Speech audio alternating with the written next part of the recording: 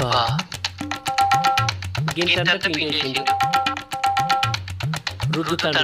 అబ్బో బాగా వెళ్ళిపోయింది కదా. నూనె పోసిండు. ఉల్లిగడ్డ చల్లిండు. సరాకం కింద పెట్టి లేపిండు. మట్ట పెట్టిండు. గిన్నెలేసిండు. అయ్యో దోశ వేసి గింతేనా? ఇంట్లో ఉన్నది ఇంతకంటే మట్టుకెత్తేనే. మరి నేనేం చెప్తాను కదా. పిండి వస్తాను. అల్లం పెట్టిండు. మూత పెట్టిండు. తీసిండు. అయ్యో ఇడ్లీలు కూడా అయిపోతే ఏమంత పని కాదు. ఇంతకంటే మట్టుకెత్తేనే.